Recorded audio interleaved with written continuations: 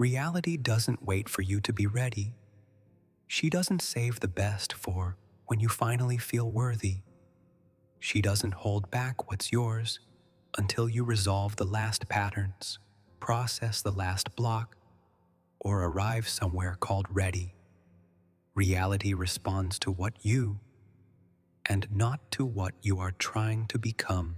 And that difference, small in form, enormous in effect, is what separates a life of constant searching from a life where things simply begin to organize themselves around you with a naturalness that you can't quite explain, but that you immediately recognize as your own. I want to talk about this today, not about technique, not about process, about what happens when you stop treating reality as destiny and start experiencing it as a reflection of identity, a reflection of what you assume about yourself at the quietest, deepest level, the one that precedes thought.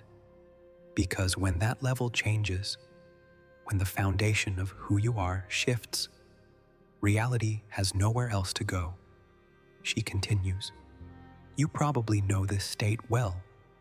The version of you that researched, that watched video after video, read chapter after chapter, noted down techniques, created routines, that woke up with intention and went to sleep with doubt. This version wasn't weak, it was determined. I was just looking in the wrong place, because she believed, in a quiet, almost unconscious way, that change would come. From the outside in, that when reality showed the right signs, then she could believe. That when the numbers changed, when the person appeared, when the opportunity arrived, only then would she know it had arrived. And then she waited, with anxiety disguised as faith, with monitoring disguised as trust, with searching disguised as inner work. Are you familiar with this wait?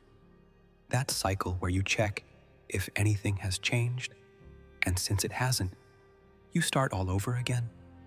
The cycle of trying, observing, doubting, trying again with more effort, as if the problem were the amount of effort and not the direction of the gaze.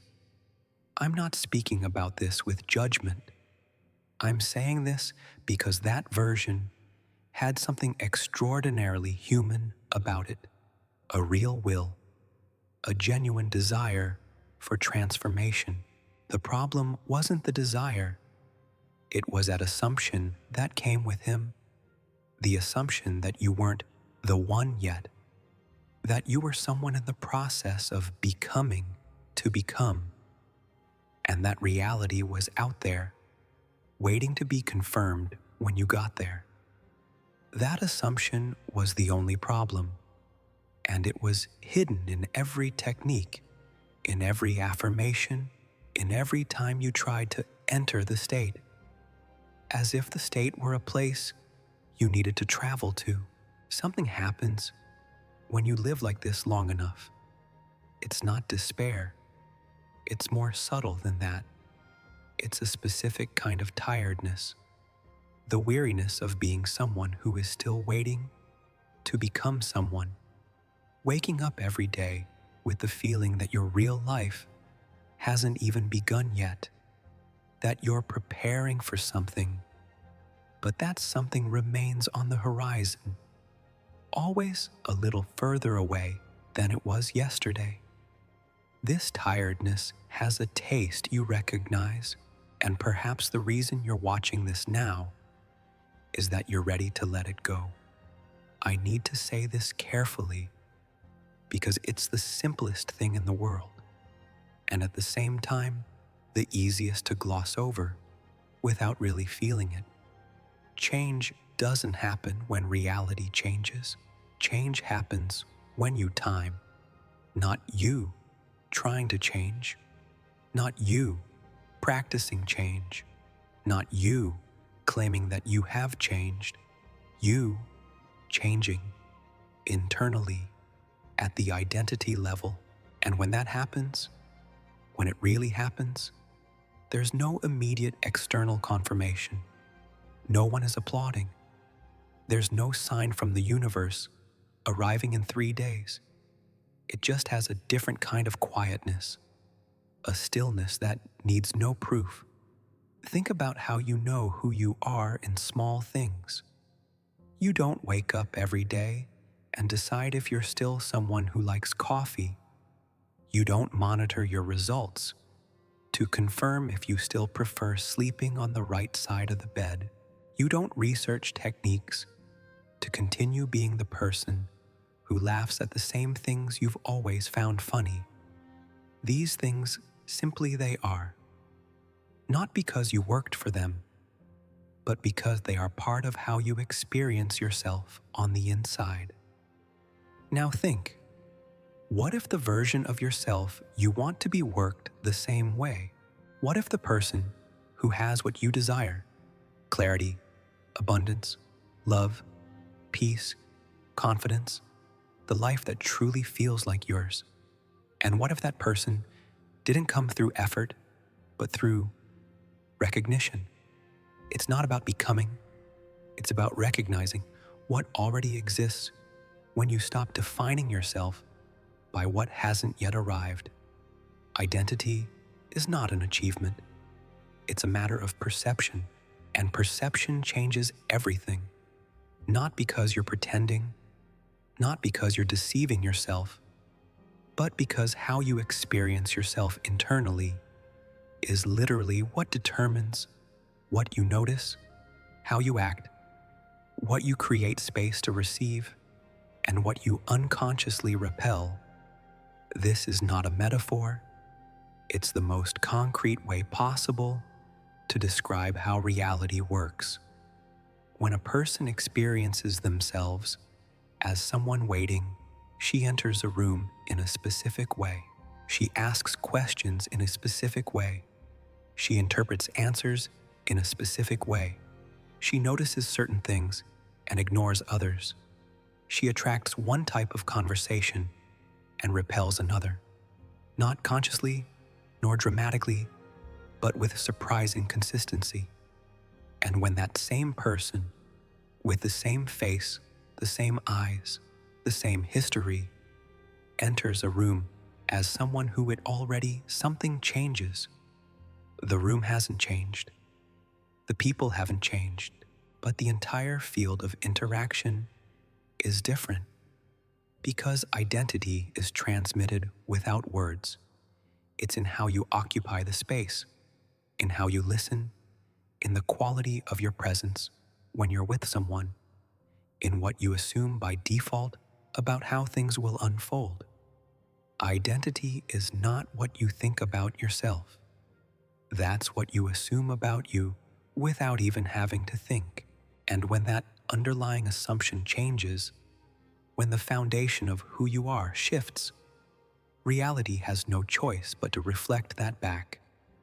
There's an image I want you to remember, a mirror, not a magic mirror, not a spiritual mirror, a mirror in the most literal and concrete sense possible.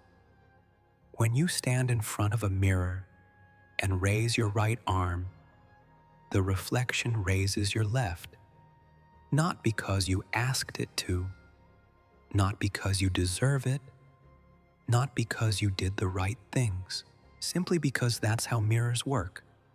That's how reality works. But the mirror of reality has a detail that the bathroom mirror doesn't. It reflects more deeply than appearance. It reflects identity. It reflects what you assume to be true about yourself at the quietest level, below your thoughts, below your intentions, in the place where you simply, he knows who you are. And the response time isn't instantaneous. Sometimes it takes days, sometimes weeks. Sometimes the shift in reality begins with something so subtle, you hardly notice it. A different conversation, a door that wasn't open before, a feeling that the surrounding environment is responding in a slightly new way. But this is not a sign to monitor. It's simply what happens. The problem with most transformation approaches is that they place reality at the center.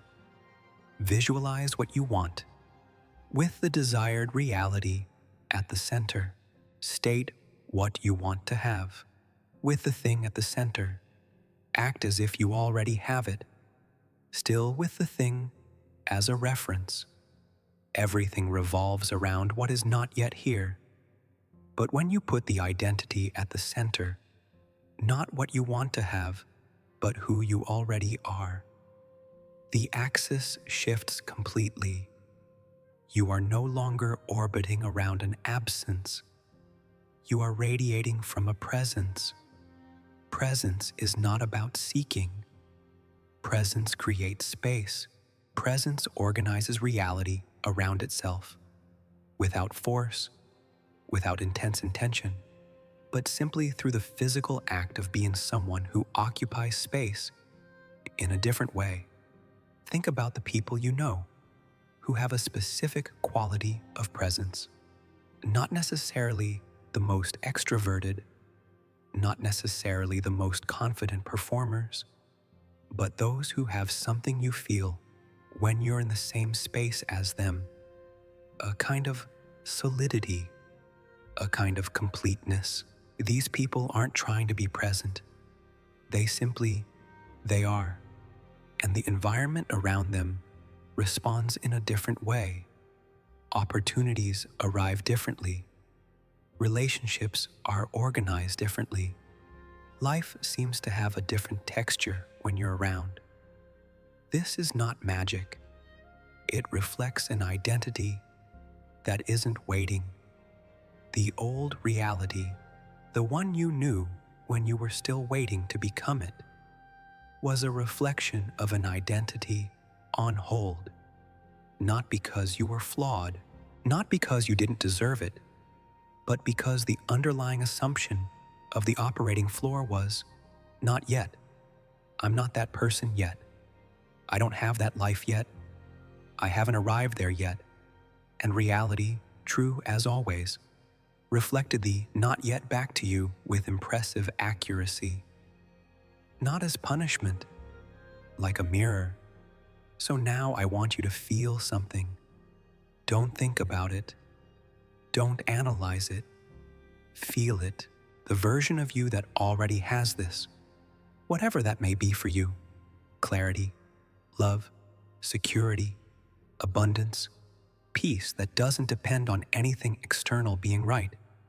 That version isn't in the distant future. She's on a different frequency of identity. Frequency is not the same as distance. Frequency is a matter of perception. You are already that version, not you will be, not you are becoming, not you are on your way. You are already. The difference between you now and that version of yourself isn't a time gap. It's an identification gap. It's the difference between identifying with the person who is waiting for reality to change and identifying with the person for whom that reality is already natural. This person doesn't wake up anxious about signs. They don't monitor their reflection in the mirror, waiting for it to change first. They don't need external validation to know who they are. She simply knows, and this knowledge, silent, effortless, without performance, is what changes everything. I want you to allow something now, not a technique, not a visualization, just permission. Permission for the old narrative about who you are, the narrative that was built from past evidence, from experiences that didn't turn out as you wanted, from patterns that repeated themselves so many times that they seem to become who you are. Permission for that narrative to no longer be the reference point. It was real. It happened, it left its mark, but that's in the past, and the past doesn't determine the present unless you carry it as part of your identity. The old reality is an echo, not the truth, an echo. It's the sound of who you were, reverberating in the space around you, reaching you with a delay that sometimes seems to confirm that nothing has changed, but which is actually just arriving late, still resonating from a version of you that no longer exists. Echoes don't need to be disputed. They don't need to be analyzed. They don't need to be treated as evidence. They don't need to be answered with anxiety. They just need time to dissolve.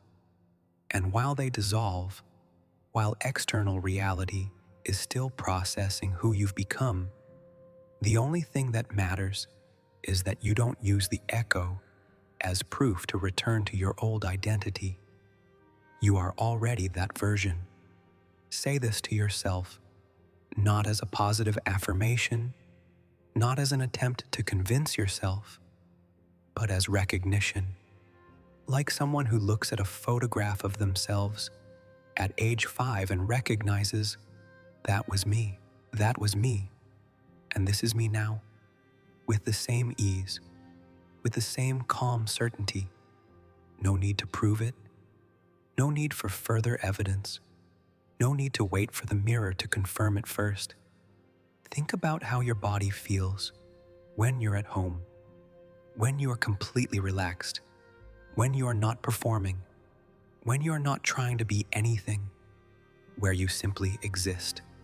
There's a specific quality to it, a surrender of muscle tone that you didn't even realize you were carrying, a breath that becomes a little deeper, an absence of the internal watchdog that keeps checking how you're being perceived.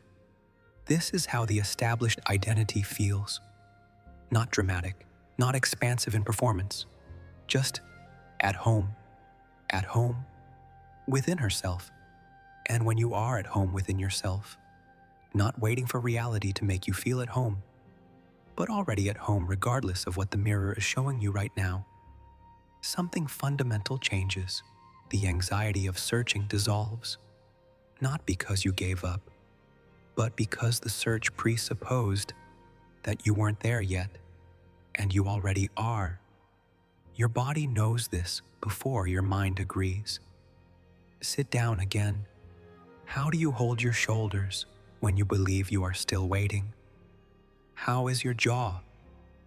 Your breathing? There's a subtle restraint somewhere, a kind of tension of readiness, like someone waiting for important news that hasn't yet arrived. Now, what would your body look like if you just knew? If there was nothing left to look forward to, because the change has already happened, where it matters, internally, at the level of identity, how would that feel in the body? You don't need a mental answer. The body already knows. Let the body recognize it first. Let your shoulders drop. Let your jaw relax. Let your breath go a little deeper, not as a technique, but as a natural consequence of no longer being in a state of standby alert. What you are feeling now, however subtle it may be, is the embodiment of the new identity. It's not an exercise. It's a physical recognition of an inner truth. And reality follows identity, not identity as thought, identity as the embodied experience of oneself. Nothing external needs to validate you first. This is important. I want this to land on you. The old model, the model that maintained the cycle of searching and monitoring, had a specific sequence. First reality changes, then I believe, then I am. This sequence never works. Not because the universe is testing you, but because it's structurally inverted. The true sequence is, first I am, then reality reflects. And it's not like a reward, but like physics itself. as a natural consequence of a functioning mirror. And when you finally turn the tide, when you stop waiting for external confirmation to allow yourself to be who you already are, something happens that doesn't have a very precise name in any language. It's a kind of landing. It's as if a part of you that was levitating in anxious anticipation simply landed back in your own body, in the present moment itself, in this life itself. Not the future life you were mentally constructing, but this one, right here, now, which suddenly seems different, not because it has changed, but because you are present in it in a way you weren't before. The reality you desire is nowhere else to be found. She is on the other side of an identity change that, for the most part, has already happened. You already know who you are at the quietest level of yourself, below the narrative, below the doubt, below the monitoring. There is a part of you that simply knows, not as an aspiration, as an internal fact. The old reality will continue to resonate for a while. Let it go. There's no need to fight it. There's no need to force the new reality to appear faster. There's no need to prove to anyone, including yourself, that anything has changed. Something has changed. You don't need proof of that. Proof is for those who are still in doubt, and the part of you that truly knows, that part doesn't doubt. Let this part guide you. You create the present, not the you 6 months from now, not the you when circumstances are right, not the you when you've finally processed everything and are ready, the you now, the you at this moment, the you who are here as these words arrive. This you has all the creative power available to you without any effort. How to be. You're not waiting anymore. This is the change that reality will follow. Not the most accurate visualization, not the most perfect statement, not the most carefully constructed alignment. A simple, still, deep pause of waiting. To treat life as a waiting room for the real thing.